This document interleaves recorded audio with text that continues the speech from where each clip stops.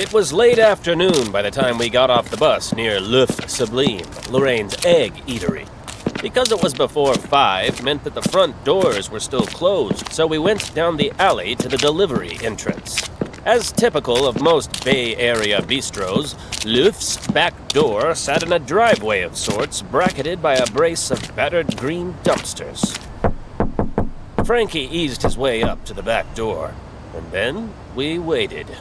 And waited some more, and then a bit more. Raoul should be here. They open for the dinner crowd in just an hour or so. Frankie put his ear to the door. So I don't hear anything. Usually I hear something. You've done this before? Uh-huh, but only a couple dozen times. I mean, I'm not a snoop like Bruce. I felt around in my coat pocket for one of my favorite illegal toys, my lockpick. I fit the pick's blade into the lock. Ooh, look at that. I always wanted to do that. I'm breaking and entering, Frankie. That's something to be proud of. The lock felt funny, almost as if... Oh, this door's already open, Frankie. What? It shouldn't be. I mean, Lorraine always keeps the back door locked. Always. I pushed the door open further and snuck a peek. The lights were on in the kitchen, but I couldn't see or hear anyone moving around. Frankie looked in over my head. They should be finishing up all the prep work. This place should be hopping. I wish you hadn't used that word. Oh, my dear Lord. That is one giant flea. Giant was an understatement.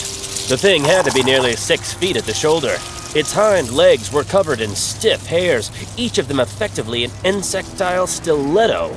Worse, though, was the mouth. The various parts stuck out like a handful of short swords, twitching and dribbling some sort of clear slime. The thing scrabbled past the door, ignoring us. Oh, well, now that is something you don't see every...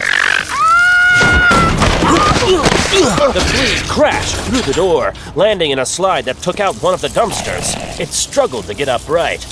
No, you don't! Frankie fumbled at the pouches on his belt. I pulled out my very illegal handgun.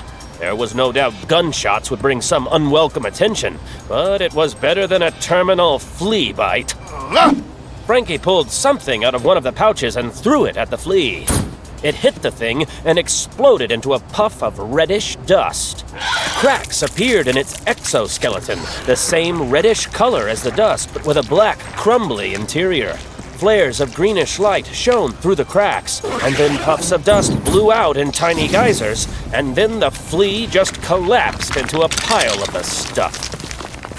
Frankie, what in the world was that? Cold iron, baby! Ha! Max said that magical beings, like fairies and such, are vulnerable to cold iron. See, one of the pouches had those silver spheres, remember? They hold iron oxide. Oh, and a few other things. But it worked, baby. It really worked! Yeah, sure did.